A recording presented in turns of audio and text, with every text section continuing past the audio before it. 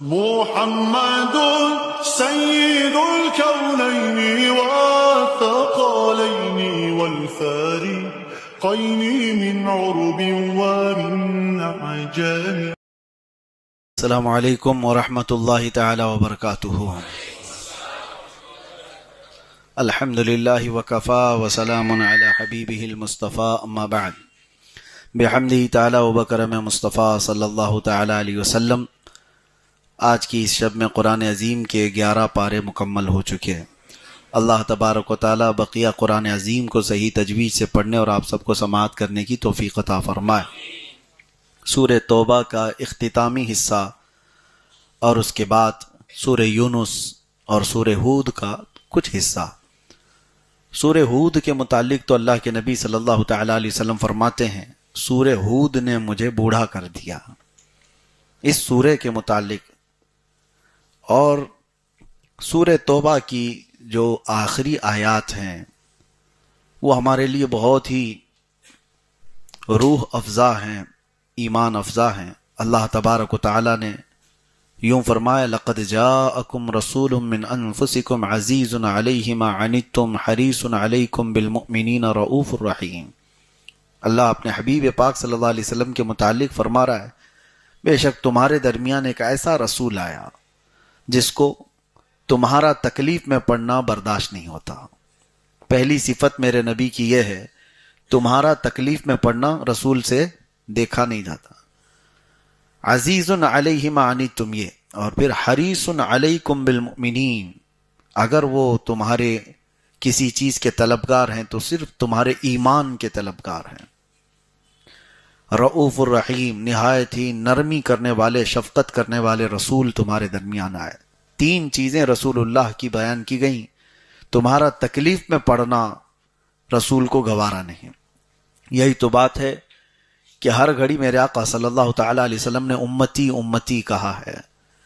جہاں جہاں حضور پاک صلی اللہ تعالی علیہ وسلم امت کے متعلق دعا کرتے، آپ دیکھیں اس کا بیک گراؤنڈ.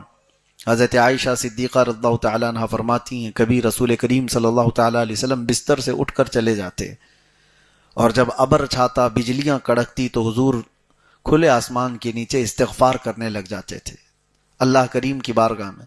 آپ سے پوچھا جاتا آپ بجلیوں کے کڑکنے سے یا ابر سے اس طرح کیوں بے قرار ہوتے ہیں؟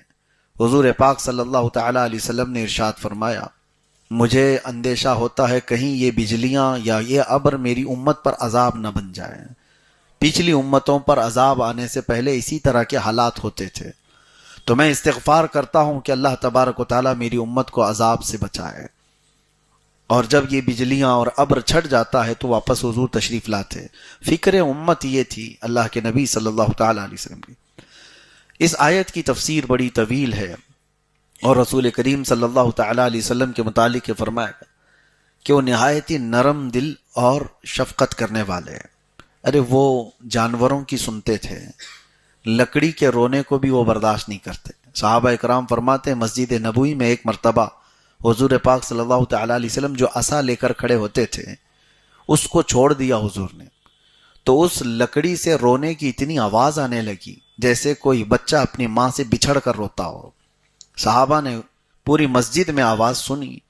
نبی پاک صلی اللہ تعالی علیہ وسلم ممبر سے اتر کر کے آئے اور پھر اس لکڑی کو اٹھایا اور پھر اس سے نہ جانے کیا چیزیں سنی. پھر اس کو واپس حضور پاک صلی اللہ تعالی علیہ وسلم نے اپنی جگہ پر رکھا تو خاموش ہوا. حضور فرماتے ہیں یہ رونے لگا تو اس کا رونا مجھ سے دیکھا نہیں گیا، میں خطبہ چھوڑ کر اتر آیا. یعنی لکڑی کا رونا حضور کو گوارا نہیں. اور پھر اللہ کے نبی صلی اللہ تعالی علیہ وسلم فرماتے میں نے اس سے کہا کیا تو اس بات کو پسند کرتا ہے کہ میں تجھے واپس اسی شاخ میں جوڑ دوں جس شاخ سے تجھے نکالا گیا، یا اسی درخت میں، اور تو پھلدار درخت بن جائے اور ہمیشہ ہرا بھرا رہے، لوگ تیرے پھل سے نفع اٹھائیں.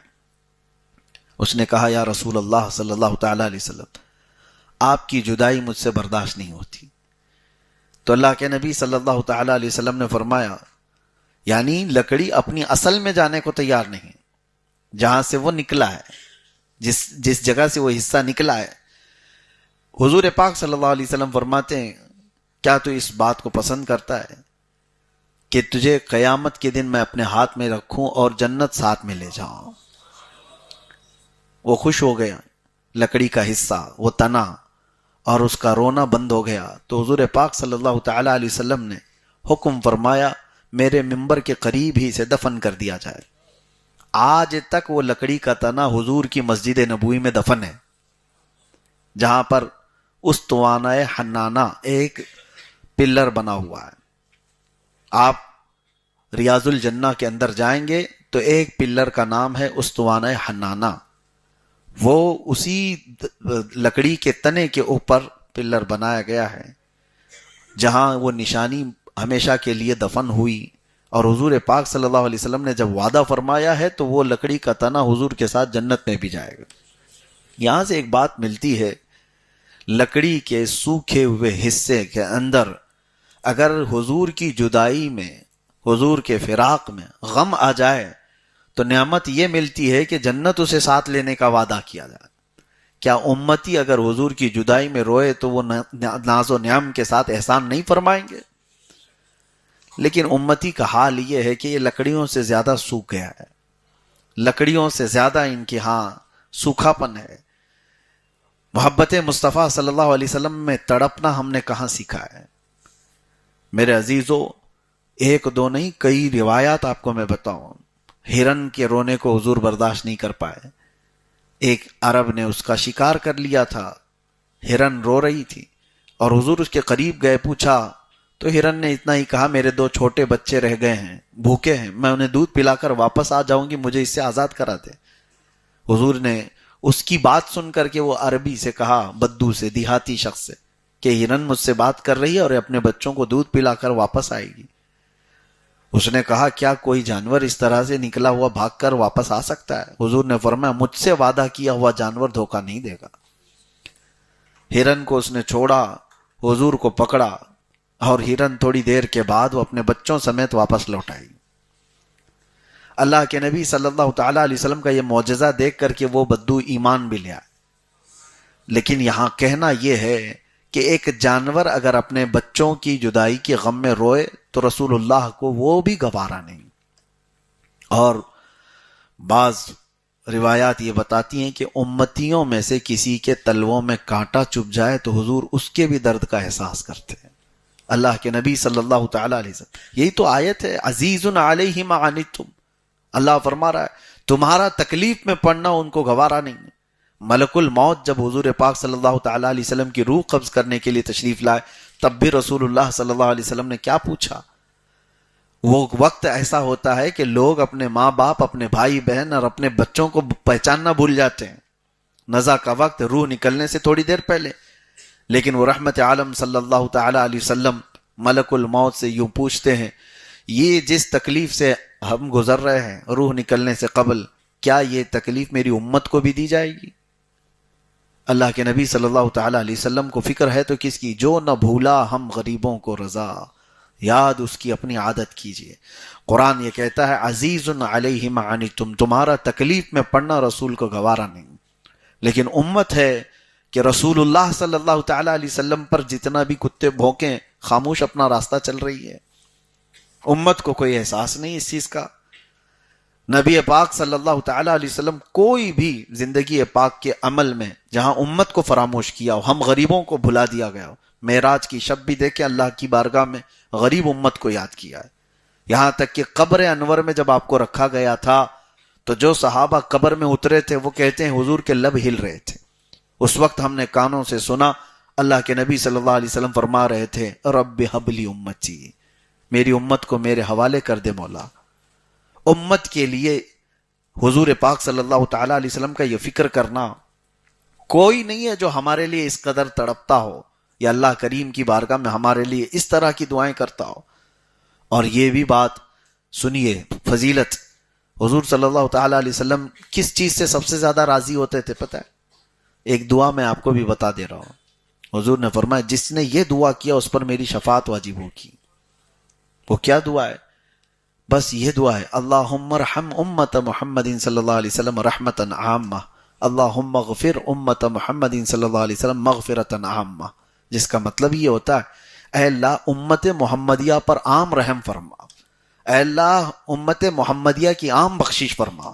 جس نے یہ دو باتیں کی، امت کے لیے دعا کی، حضور فرماتے میری شفاعت ہے اس پر، امت کے لیے. یہ فکر امت اللہ کے نبی صلی اللہ تعالی علیہ وسلم نے. اور پھر یہ بھی فرمایا من لم یہتم بامرنا فلیس منا، جو اس حال میں صبح کیا کہ میری امت کے بارے میں کچھ سوچا نہیں، وہ میری امت میں سے نہیں ہے. تو کتنے ہیں جو ہم میں سے فکر امت میں ہیں؟ کون ہے جو تڑپتا ہے غریب امت کے لیے؟ ہم تو سیلفش ہو گئے آج کے دور میں، ہمارے اپنے اپنے معاملات میں ہم بزی ہو گئے. دنیا جاتی ہے کسی بھی کھائی میں، ہمیں اس کی کیا فکر. اب تو شہروں کے حالات ایسے.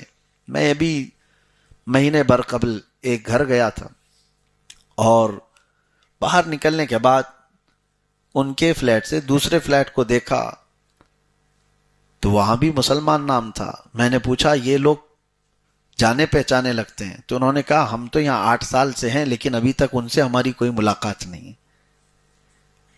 میں جانتا ہوں لیکن بغل میں جن کا گھر ہے وہ نہیں جانتے. یہ شہروں کی زندگیاں ہیں، یہاں پڑوس کا تصور ختم ہو چکا ہے. کئی دنوں تو ایسا ہوتا ہے کہ کوئی مر گیا، بہت دنوں کے بعد پتہ چلتا ہے کہ وہاں بلڈنگ میں سے کوئی انتقال کر کے چلا بھی گیا ہے. تو یہ معاشرہ تو رسول اللہ صلی اللہ تعالی علیہ وسلم کا دیا ہوا نہیں تھا. حضور فرماتے مثل المؤمن کمثل جسد اذا اشتكى عضو تداعى له سائر الجسد بالسهر والحمى. مومن کی مثال ایسے ہے جیسے ایک جسم کے اعضاء، سارے مومنین ایک جسم کے پارٹ ہیں. ایک عضو کو تکلیف ہو جائے تو پورے جسم میں بخار آنا چاہیے. سر درد ہے تو ایسا نہیں ہے کہ پھر باقی جسم اچھا ہی رہتا ہے، پورا جسم اس درد کی وجہ سے بے قرار رہتا ہے. انگوٹھے میں ٹھوکر لگ جائے لیکن کھانا اچھا نہیں لگتا. تو مومنین کی مثال ایسی ہے، ایک مومن کو اگر تکلیف ہو تو سارے مومنین تڑپنا چاہیے. فلسطین کے حالات دیکھیں، عراق ہو، شام ہو، یمن ہو، جل کر راکھ ہو گئے. آپ اندازہ کر سکتے ہیں 70,000 لوگوں کو قتل کر دیا گیا. یہ جینوسائیڈ کہا جاتا ہے اس کو، نسل کشی ہے. اور اس میں سے تقریباً 30,000 کے قریب وہ بچے جو ابھی کھلے بھی نہیں تھے، وہ اپنے باپ کی گود میں ختم ہو گئے. کیسے کیسے ان لوگوں کے چھیتڑے اڑائے گئے. ہم تو ویڈیو شیئر کرتے ہیں اور نکال جاتے ہیں. میں اس کے متعلق یہ تو کہنا چاہتا ہوں کہ کبھی تم تنہائی میں بیٹھ کر تمہاری آنکھیں بھیگ جاتی ہو فکر امت میں، تو یہ بھی کافی ہے. جا نہیں سکتے، مدد نہیں کر سکتے، تمہاری استطاعت نہیں، طاقت نہیں، تو کم از کم احساس تو کر سکتے ہو. اور جب احساس کے ساتھ، درد دل کے ساتھ تم پکارو گے اللہ کی بارگاہ میں کہ اللہ ان بچوں کی تکلیف دیکھی نہیں جاتی، یا رحمان ان پر رحم فرما، ان کی آزمائش کو ختم فرما. ویسے تو اجتماعی دعائیں، فارمیلٹیز بہت ہوتی رہتی ہیں. میں تو یہی سمجھتا ہوں لوگ تو دعاؤں کے لیے ہاتھ بھی اٹھاتے ہیں تو کھجاتے ہوئے ادھر سے ادھر، ان کے نہ تصور ہیں نہ خیالات ہیں. وہ تو ڈیوٹی کرنے آئے ہیں، ادھر ہاتھ اٹھائے، کب امام نیچے چھوڑا کہ وہ نکل گئے. یہ دعا ہے؟ دعا تو درد ہے، احساس ہے. اور اس طرح سے دعا کرو تو پھر دیکھو بار اجابت سے ٹکرا جائے. احساس ختم ہونے کو آ گیا. وجہ یہ ہے کہ ہم ان تکلیفوں سے نہیں گزر رہے ہیں جن تکلیفوں سے امت گزر رہی ہے. لیکن نمبر آئے گا، زیادہ دیر تک انتظار نہ کرو، نمبر آئے گا. اللہ تبارک و تعالی فکر امت میں تڑپنے کی توفیق عطا فرمائے. زندگی کا کچھ حصہ وہ بھی رکھو. رسول اللہ صلی اللہ تعالی علیہ وسلم کو اگر راضی کرنا چاہتے ہو، ایک بات میں اور آپ کو بتا دوں، حضرت جبرائیل امین علیہ السلام نے، جانتے ہو حضور کی رضا کے لیے انہوں نے کیا کہا؟ یا رسول اللہ صلی اللہ تعالی علیہ وسلم مکہ والوں کی تکلیف کو ہٹا دیا جائے، مکہ والے جو ایذا دیتے ہیں وہ سب ختم ہو جائے، مدینے میں اچھی حکومت اسٹیبلش ہو جائے، جنگوں میں فتح یابی ہو جائے. جبرائیل امین نے یہ نہیں کہا. جبرائیل امین نے حضور صلی اللہ علیہ وسلم کی رضا حاصل کرنے کے لیے ایک جملہ کہا تھا. کیا؟ وہ عرض کرتے ہیں یا رسول اللہ صلی اللہ علیہ وسلم، قیامت کے دن جس وقت آپ کی امت پل صراط سے گزر رہی ہوگی میں اپنے پر بچھا دوں گا. اللہ کے نبی صلی اللہ علیہ وسلم راضی ہو گئے، خوش ہو گئے. جبرائیل امین علیہ السلام نے امت کی بات کی، حضور راضی ہو گئے. امت کے لیے آپ جب بھی کچھ کرو اللہ کے نبی راضی ہوں گے. جس نے بھی امت کے بھلائی کا کام کیا رسول پاک صلی اللہ علیہ وسلم کی رضا اس نے حاصل کر لیا.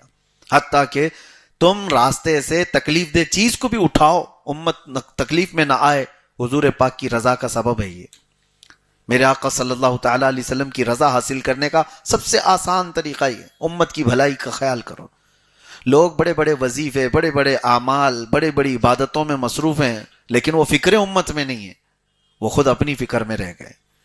تم جتنے بھی بلند بننے کے لیے وظیفوں کا سہارا لے رہے ہو، میں آسان طریقہ یہ بتا رہا ہوں، احساس اور درد تمہارے اندر ہو امت کا، تو پھر دیکھو رسول اللہ کی احسانات اور ان کی نوازشیں کیسی ہوتی ہیں، آپ کو اندازہ بھی نہیں ہوگا. ایک بزرگ ہیں حضرت شبلی رحمت اللہ تعالی علیہ، میں ان کی بات عرض کر کے اس آیت کے متعلق عرض کرتا ہوں. حضرت شبلی کے متعلق اس زمانے کے ایک اور بزرگ نے دیکھا خواب میں کہ رسول پاک صلی اللہ تعالی علیہ وسلم کی مجلس لگی ہوئی ہے اور حضرت شبلی اس مجلس میں آ رہے ہیں. تو نبی پاک صلی اللہ تعالی علیہ وسلم نے سب کو ہٹایا اور کہا شبلی تم میرے بغل میں بیٹھو. ان کو رسول پاک صلی اللہ تعالی علیہ وسلم نے بالکل اپنے پاس بٹھایا. تو وہ جس بزرگ نے حضرت شبلی کو خواب میں اس طرح سے دیکھا حضور کی بارگاہ میں، وہ بے چین ہو گئے کہ کیا عمل کرتا ہوگا شبلی. نبی پاک صلی اللہ تعالی علیہ وسلم کی بارگاہ میں اتنا قرب ہے. دوسرے دن اٹھے اور دوڑتے ہوئے وہ حضرت شبلی کو تلاش کر کے پہنچے اور جا کر کے ان سے ایک بات پوچھی کہ شبلی مجھے ایک بات بتاؤ، رسول پاک صلی اللہ تعالی علیہ وسلم کی بارگاہ میں تمہارا ایسا مقام ہے. انہوں نے یہ نہیں پوچھا کیا مقام ہے، کیا دیکھا. ان سے اس بزرگ نے پوچھا کہ صرف یہ بتاؤ تم کرتے کیا ہو. تو حضرت شبلی کہتے ہیں 2 عمل ہے میرے، رات کو اس وقت تک سوتا نہیں جب تک امت کی بخشش کی دعا نہیں کرتا، امت محمدیہ کی بخشش کے لیے، ان کے اصلاح حال کے لیے دعا نہیں کرتا، اس وقت تک سوتا نہیں. دوسری چیز یہ ہے جو عمل میں آپ کو بتا رہا ہوں، الحمدللہ برسوں سے میرا بھی عمل ہے. حضرت شبلی فرماتے ہیں جب بھی فرض نماز سے فارغ ہوتا ہوں، سلام پھیرتے ہی میں سب سے پہلے یہ آیت پڑھتا ہوں، لَقَدْ جَاءَكُمْ رَسُولٌ مِّنْ أَنفُسِكُمْ عزیز علیہ ما عنتم حریص علیکم بالمؤمنین رؤوف الرحیم. یہ میرا عمل ہے. اور حضرت شبلی فرماتے ہیں اس عمل کی برکت یہ ہے کہ جب دل زیادہ مغموم ہوا ہم نے رسول اللہ کو خواب میں دیکھ لیا. الحمدللہ اس کا اثر ہے. جب زیادہ دل بے چین ہوا، ٹوٹا، حضور پاک صلی اللہ تعالی علیہ وسلم کی زیارت آپ کو میسر ہوگی. خلوص دل کے ساتھ اس کو پڑھیں. یہ نہیں کہ نبی کریم صلی اللہ تعالی علیہ وسلم کی زیارت کرنے کا ہی غرض، اسی مقصد کو لے کر کے ہی پڑھنے کا ایک مطلب ہی نہیں ہو. اللہ تبارک و تعالیٰ کا یہ کلام حضور کے افضلیت اور ان کی عظمت کے لیے ہے. آپ پڑھیں اور دیکھیں اس کے انعامات انشاءاللہ. بہرحال 11ویں پارے میں ایک اور آیت ہے جس کو میں آپ کے سامنے عرض کرتا ہوں. حضور پاک صلی اللہ تعالی علیہ وسلم نے صحابہ کو جنگ تبوک میں جانے کا حکم دیا تھا. جنگ تبوک جو ہے یہ بہت لمبا سفر طے کر کے ہونے والی ایک جنگ تھی. مدینہ طیبہ سے اس میں نکلے تھے، لیکن اتفاق ایسا کہ اس میں 3 صحابہ نہیں آئے تھے.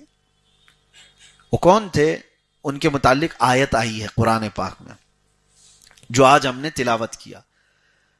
اس میں سے ایک صحابی حضرت کعب، انہوں نے بڑی طویل حدیث خود اپنا واقعہ بیان کیا ہے. یہ حدیث آپ کو سیاح ستہ میں مل جائے گی.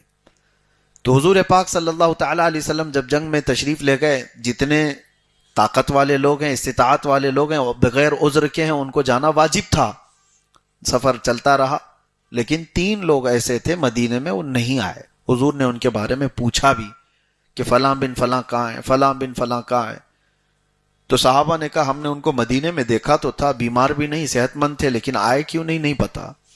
اس کے بعد یہ حضرت کعب کہتے ہیں میری بات یہ تھی کہ ابھی جماعت نکل رہی تھی، صحابہ اکرام جا رہے تھے، سوچا ابھی تو یہ لوگ مدینے کے باہر ہی پہنچے ہیں، جا کر کے میں پا لوں گا، بہت جلدی ہی ان کو پکڑ لوں گا.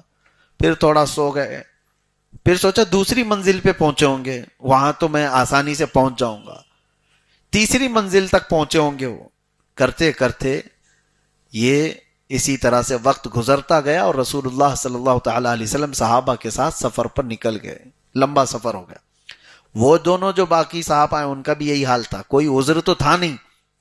سوچ رہے تھے ابھی جائیں گے ابھی جائیں گے ابھی جائیں گے. نماز کا وقت ہو جائے تو لوگ کرتے ہیں جماعت میں ابھی تو اتنا ٹائم باقی ہے, ابھی نکلیں گے تب پہنچیں گے, ابھی نکلیں گے تب پہنچیں گے.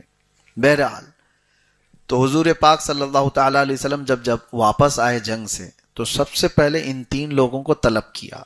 کہاں ہیں؟ فلاں بن فلاں, فلاں بن فلاں. اس میں حضرت کعب جو بیان کرتے ہیں گھبراہٹ تھی, ڈر تھا کہ ہم تو بغیر عذر کیے نہیں گئے.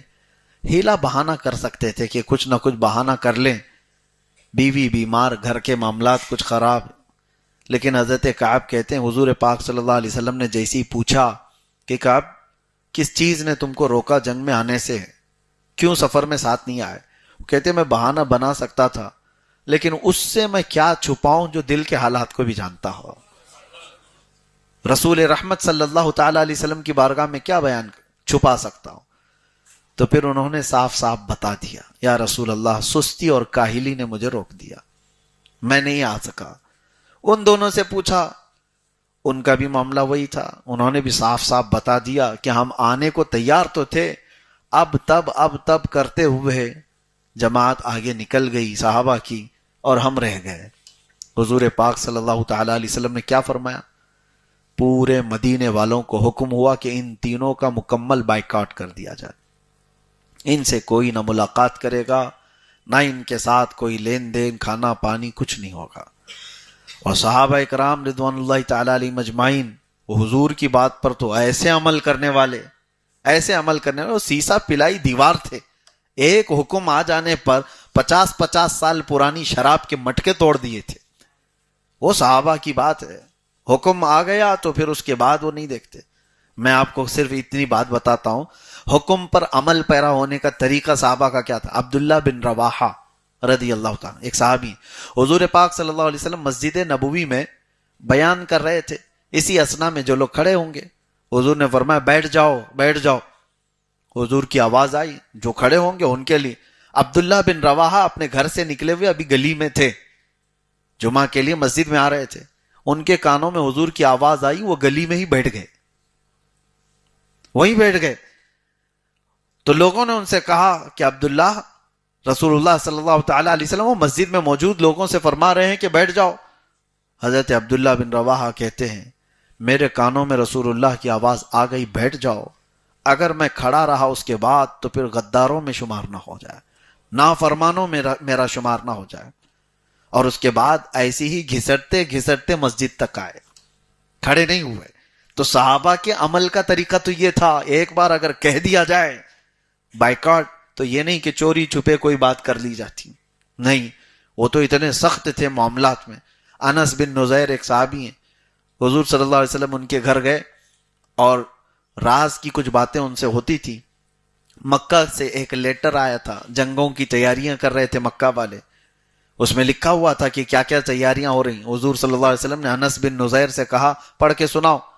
تو انہوں نے پڑھا, سنائے, اور حضور نے فرمایا بند کرو, یہ تیرے اور میرے بیچ میں راز ہے, کسی کو بتانا نہیں. ہو گئی بات, یہ فائنل ہے. صحابی رسول کو جب یہ بات مل گئی, لیکن حضرت انس بن نزیر کے بارے میں بتایا جاتا ہے وہ اپنی بیوی سے بہت محبت کرتے تھے, عشق کرتے تھے, عشق کے درجے تک اپنی بیوی سے محبت کرتے تھے. ان کی بیوی ان کی بڑی محبت کی حامل تھی. بہرحال ہوا یہ کہ رسول پاک صلی اللہ علیہ وسلم جیسے ہی ان کے گھر سے گئے, ان کی بیوی سامنے آئی.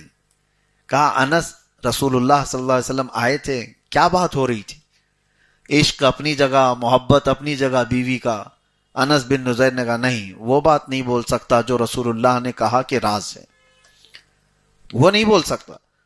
انہوں نے کہا مجھ سے بھی چھپاؤ گے, مجھ سے بھی چھپاؤ گے, اتنی محبت کرتے ہو, اتنا عشق کرتے ہو. کہا وہ تمہارا مقام الگ ہے. یہ بات چل رہی تھی, اسی میں بیوی نے کہہ دیا میں نے تو سن لیا ہے دیوار کے پیچھے سے کیا بات ہو رہی تھی, مکہ سے خط آیا ہے, مکہ والے جنگوں کی تیاری کر رہے ہیں. او اتنا سننا تھا. سیدھے انس بن نزیر جا کے گلا پکڑ لیا اپنی بیوی کو, اور گلا پکڑ کر کے رکھے کہ میں تجھے نہیں چھوڑ سکتا، کیونکہ میرے اور رسول اللہ کے راز کا افشا میں برداشت نہیں کر سکتا۔ وہ اپنا گلا چھڑانا چاہ رہی ہیں لیکن یہ چھوڑ نہیں رہے، اور اسی طرح سے گردن پکڑ کر کے رسول اللہ تک لے کر کے آئے، جس سے بے حد محبت کرتے ہوں۔ آ کر کے نبی پاک صلی اللہ علیہ وسلم سے عرض کیا کہ آقا، آپ کا یہ غلام آپ کے راز کی حفاظت کر رہا تھا، لیکن دیوار پیچھے سے اس خاتون نے سن لیا، اگر آپ کا حکم ہے تو اس کو میں ختم کر دوں۔ رسول پاک صلی اللہ تعالی علیہ وسلم رحمت للعالمین ارشاد فرماتے ہیں انس چھوڑ دو، وہ بھی میری صحابیہ ہے، وہ راز کی حفاظت کرے گی۔ اس کے بعد ہاتھ چھوڑ دیا، پھر مسکرا کر اپنی بیوی سے کہا یہ رشتہ الگ ہے اور وہ محبت الگ ہے۔ میرے آقا صلی اللہ تعالی علیہ وسلم کا حکم جہاں آ جائے تو پھر کوئی رشتہ نہیں ہے۔ یہ صحابہ کا معمول تھا۔ تو یہ تین صحابہ کو جیسی حضور نے ایک بات میں کہہ دیا مدینے میں کہ ان تینوں کا بائیکاٹ، بیویوں نے بات کرنا چھوڑ دیا، ان کے بھائیوں نے، ماں باپ نے، کہ اللہ کے نبی کا فرمان ہے تم سے بات نہیں کر سکتے۔ حضرت کعب کہتے ہیں زندگی اتنی کٹھن ہو گئی تھی، سخت ہو گئی تھی کہ جس کو دیکھو منہ پھیر رہا ہے، کوئی بات کرنے کو تیار نہیں۔ چلو یہ باتیں تو ہم برداشت کر لیتے کہ مدینے والے کوئی ایک دوسرے سے کوئی بھی ملنا نہیں چاہ رہے ہم سے، لیکن رسول اللہ صلی اللہ تعالی علیہ وسلم کے پاس جائے تو میرے آقا بھی چہرہ پھیر لیتے تھے۔ یہ بہت سخت معاملہ تھا ان کے لیے۔ اور ان کی خطا کیا تھی؟ یہ بغیر عذر کے جنگ سے پیچھے رہ گئے تھے۔ اللہ کے نبی صلی اللہ تعالی علیہ وسلم نے جب فرمایا، ان کی بیویوں کے بارے میں وہ کہتے ہیں وہ کھانے کا برتن یوں سرکا دیتی تھی اور چہرہ پھیر کر کے چلی جاتی تھی۔ اگر وہ کچھ بات کرتے تو پیچھے مڑ کر کے، کیونکہ وہ رشتہ داریاں بھی تھیں، اس کے باوجود وہ کہتی اللہ کے نبی صلی اللہ علیہ وسلم نے جتنا حکم دیا اسی پر ہم عمل کریں گے، کہیں ہمارا ایمان نہ چلا جائے۔ وہ عتاب میں چل رہے تھے اور اس اثنا میں ان کے تقریباً 40 دن گزر گئے۔ وہ کہتے ہیں کہ زمین تنگ ہو گئی تھی ہمارے لیے، رو رو کر کے ان کے حلقے پڑ گئے تھے، اتنا روئے تھے یہ تینوں صحابہ۔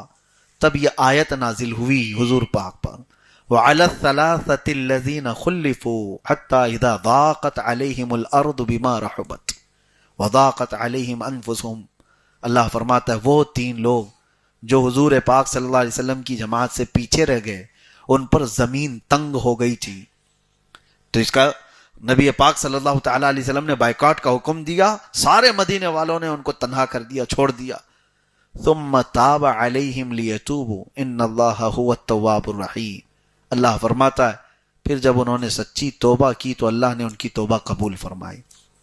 بے شک اللہ توبہ قبول کرنے والا، رحم کرنے والا ہے۔ جب یہ آیت نازل ہوئی، حضور پاک صلی اللہ تعالی علیہ وسلم فجر میں اعلان فرماتے ہیں کہاں ہے کعب، کہاں ہے فلاں، کہاں ہے فلاں۔ تینوں صحابہ کا نام لیتے ہیں، وہ دوڑے دوڑے آئے اور حضور نے یہ جیسی آیت تلاوت کی، حضرت کعب کہتے ہیں میری زندگی میں ایسی عید کا دن آیا ہی نہیں تھا، ایسی عید کا دن آیا نہیں تھا جیسا مجھے نبی پاک صلی اللہ تعالی علیہ وسلم نے ہماری توبہ کی قبولیت کا مژدہ سنایا تھا۔ تو یہ تین صحابہ، یہاں کہنے کی بات یہ ہے بڑے لوگ تھے صحابہ۔ کچھ لوگ یہ سوچتے ہیں کہ ان کی غلطی کیا تھی، ان کی خطا کیا تھی، اتنا بڑا کیا کر دیا تھا، پیچھے رہ گئے تھے۔ نہیں میرے عزیزو، وہ صحابہ مشعل راہ ہدایت پوری امت کے لیے، وہ ستارے ہیں، ان کی ہلکی سی بھی چیز امت کے لیے بڑی بن سکتی ہے۔ نبی پاک صلی اللہ علیہ وسلم نے وہیں روک دیا تھا کہ تمہارے سے یہ خطا نہ ہو۔ تو بسا اوقات بڑے لوگوں کی چھوٹی غلطی کو بھی پکڑ لینا چاہیے۔ وجہ یہ ہے کہ اگر اس کی غلطی کو ہلکے میں چھوڑ دیا جائے تو بعد کے نیچے والے لوگ، شیخ سعدی رحمۃ اللہ علیہ فرماتے ہیں اگر بادشاہ آدھے انڈے پر ظلم کو جائز کہہ دے تو رعایا مرغوں کو سیخ پہ چڑھا دے گی۔ ہاں ظاہر سی بات۔ اسی لیے علماء کرام کو، امام حضرات کو کہا گیا ہے کہ اگر تم نفل چھوڑو گے تو یہ مقتدی سنت چھوڑ دیں گے، تم سنت چھوڑو گے تو پھر یہ واجب چھوڑنے پر آ جائیں گے۔ تم اگر حرام چیزوں سے بچنے میں کوئی احتیاط نہیں کرتے تو یہ کفر تک پہنچ جائیں گے۔ اسی لیے علماء ذوی احترام کو، مبلغین اسلام کو، دعات کو یہ کہا گیا ہے مکروہ چیزوں سے بھی بچو. حدیث جن صاحب جو راویان حدیث روایت لیتے تھے، میں آپ کو بتاؤں کسی ایسے محدث کے پاس وہ جاتے نہیں تھے جو مذاق میں بھی کبھی جھوٹ کہا ہو. مذاق میں بھی، پوری زندگی کی بات کر رہا ہوں، ایک محفل میں پوری زندگی بھر. اس کی وجہ کیا ہے؟ ان کی چھوٹی سی بھی بات کو امت کے لیے بہت بڑا بنایا جا سکتا ہے. اگر اسی لیے سرکار سیدنا امام حسین رضی اللہ تعالیٰ عنہ کی بات سمجھیں آپ. یزید کے ساتھ معاملہ کیا تھا؟ بس یہی تو تھا کہ وہ فاسق و فاجر خلیفہ، اگر اس کو برداشت کر لیا جاتا تو بعد کے لوگوں کے لیے دلیل بن جاتی. رسول اللہ کا نواسا جب فاسق و فاجر کو امام مان سکتا ہے تو ہم اپنے زمانے کے چوروں کو امام کیوں نہیں مان سکتے؟ ہماری مسجدوں کے مصلوں کا آج تک پاک ہونا، محترم رہنا، اس میں امام حسین کا صدقہ ہے. انہوں نے چھوٹی سی چیز اگرچہ آپ کے نظر میں ہو. ایک اور میں آپ کے سامنے حکایت عرض کرتا ہوں. ایک عالم دین ہے، وہ جہاز کے سفر پر ہیں اور پانی کے جہاز میں وہ بیچ دریا میں جب جہاز پہنچا، ان کے پاس 2000 سونے کے سکے تھے، 2000 اشرفیاں یہ سفر میں لے کر چل رہے تھے. اور راستے میں جب سمندر کے درمیان پہنچے تو اتفاق ایسا کہ اس جہاز پہ ایک چور بھی سفر کر رہا تھا، اچھا خاصا چور، ٹرینڈ. اور اس نے اس مولانا صاحب کو دیکھ لیا تھا کہ ان کے پاس سونے کے سکے ہیں، چرائے تو کیسے. اور جب سمندر کے بیچ پہنچ جائے جہاز تو نہ کسی کے آنے کا اندیشہ، نہ کسی کے باہر جانے کا، جو ہے جہاز میں. تو اس نے ایک ہیلا اپنایا. اس نے کیا کیا؟ اچانک رات کو واویلا مچانا شروع کر دیا. ہائے افسوس، میرے 2000 سکے کسی نے چرا لیے، میرے سونے کے 2000 اشرفیاں کسی نے چوری کر لیا. کون؟ یہ چور نے اعلان کرنا شروع کیا. اور اتنا رویا کہ سارے لوگ اس کو آ کر کے تسلی دینے لگے. پھر جو لیڈر تھا اس سے کہا گیا کہ دیکھو اس غریب کے کسی نے 2000 سکے چوری کر لی. اب یہاں سے کوئی بھاگ تو سکتا نہیں، جہاز میں جو ہوگا چوری کیا ہوا وہ اسی اندر ہوگا، یہی ہوگا، چرایا ہوا مال بھی یہی ہوگا. تو اس نے ضد کر دیا کہ میرا مال ڈھونڈا جائے. اس کو پتا تھا، اس نے اچھی طرح سے دیکھا تھا مولانا صاحب کے پاس 2000 سکے ہیں. تو کپتان نے عملے کو کہا کہ سارے لوگوں کی تلاشی لی جائے. سب کی تلاشی لی گئی، ایک کے بعد دیگرے، ہر ایک کو قطار میں لگا کر پورے جہاز کی تلاشی ہو گئی. وہ سکے کہیں نہیں ملے.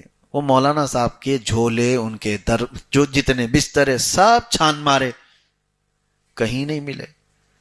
اس چور نے دیکھا، بار بار کہا ان کا اور ایک بار چیک کرو، ان کا اور ایک بار چیک کرو، ملا ہی نہیں.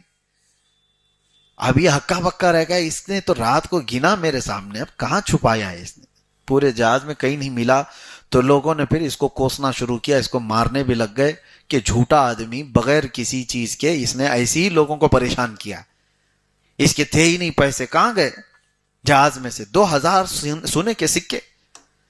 اس کے بعد جب شانت ہو گئے، مار کھا کر کے آیا چور، تو رات کی تنہائی میں اسی عالم کے پاس آیا. کہا کہ حضرت ایک بات بتاؤ، کل رات تمہارے پاس تو 2000 سکے تھے نا، سونے کے سکے تھے نا، تم گن رہے تھے؟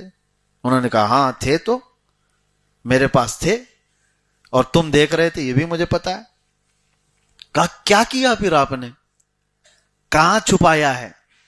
کہا جیسے ہی تو نے چوری ہونے کا اعلان کیا ویسے ہی میں اٹھا کے سمندر میں ڈال دیا. کہا سمندر میں ڈال دیا؟ 2000 سونے کے سکے سمندر میں پھینک دیا؟ کہا ہاں پھینک دیا. کہا کیوں؟ کہا تو جانتا نہیں، میں حدیث رسول سناتا ہوں، لوگوں کو حدیث رسول سناتا ہوں.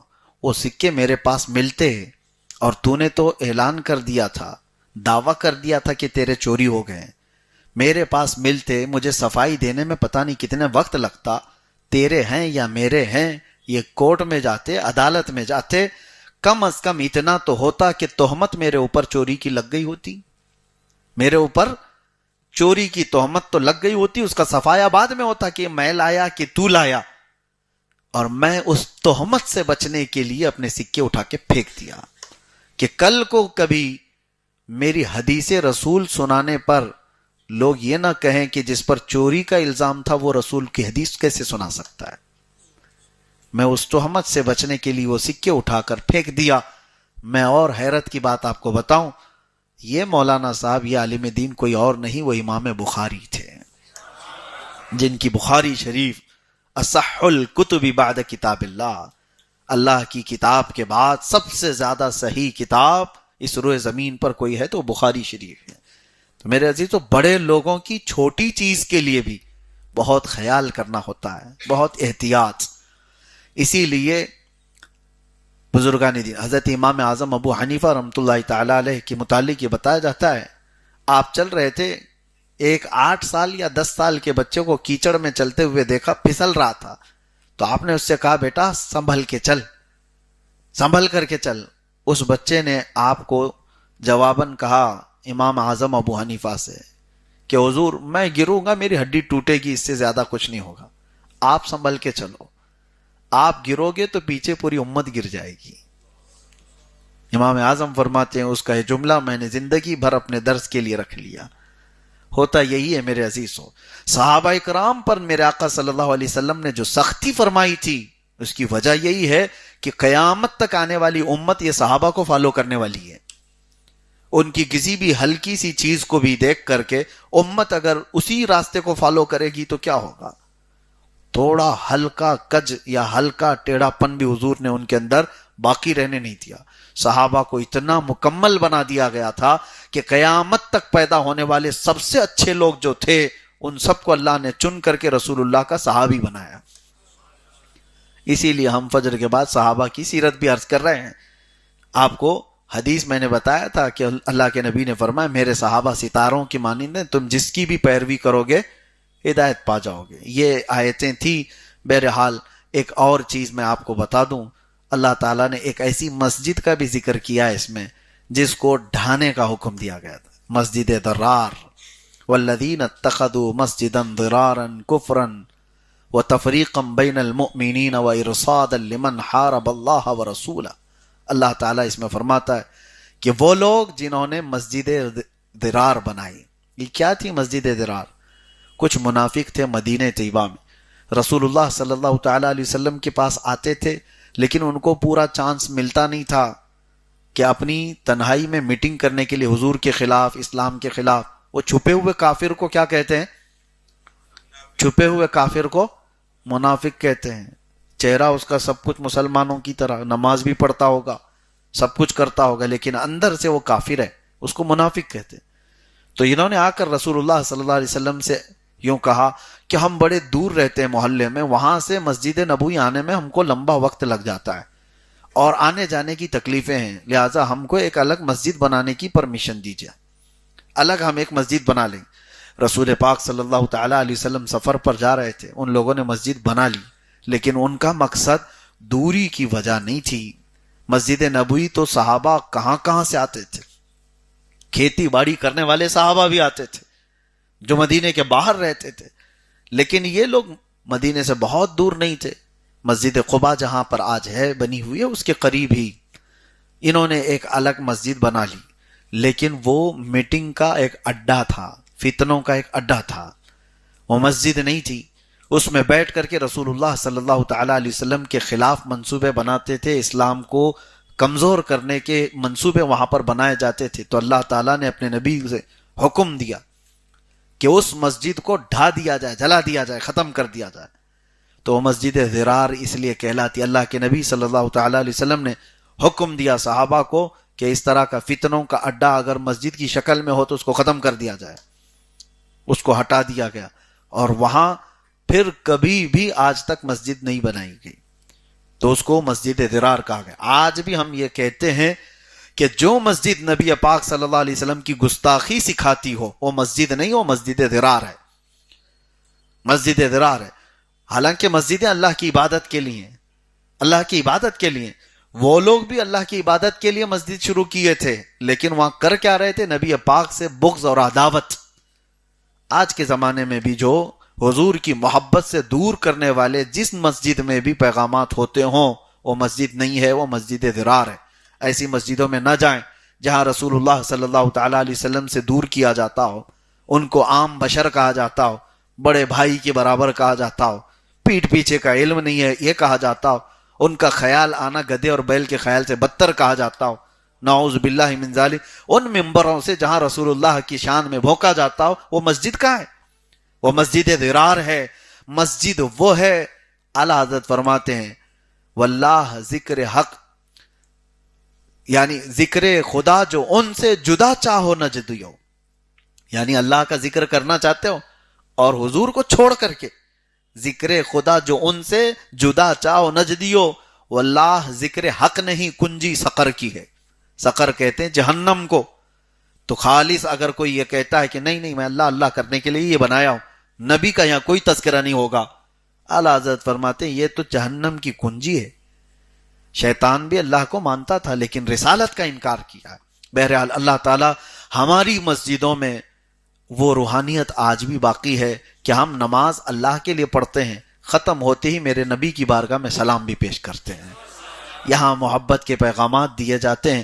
ہماری شروعات ہوتی، کبھی محفلیں ہوں، کوئی بھی مجلس ہو، محفل ہو، نعت پاک مسجد میں پڑھی جاتی ہے، نبی پاک کی شان مسجد میں بیان ہوتی ہے، اور نمازوں کے بعد رسول کریم صلی اللہ تعالی علیہ وسلم پر اجتماعی طور پر سلام اور درود بھیجنے کا ہمارا معمول ہے یا نہیں؟ آج بھی ہر نماز کے بعد ہمارے ہاں امام کیا کہتا ہے؟ ان اللہ وملائکتہ یصلون علی النبی یا ایھا الذین آمنوا صلوا علیہ وسلموا تسلیما اللہم صل علی سیدنا محمد وعلی آلہ وصحبہ وبارک وسلم۔ حالانکہ کوئی یہ کہتا کہ یہ درود یہاں کیوں پڑھ رہے ہو؟ اللہ کی عبادت کرو مسجد میں، رسول کا یہاں کیوں ذکر ہے؟ نہیں، تمہاری نمازیں کمپلیٹ نہیں جب تک رسول پر سلام نہیں بھیجتے۔ اللہ تبارک و تعالی اسی عشق کے ماحول میں زندگی عطا فرمائے اور گمراہ کفار بدین لوگوں سے ہماری حفاظت فرمائے۔ وآخر دعوانا ان الحمد للہ رب العالمین۔ السلام علیکم۔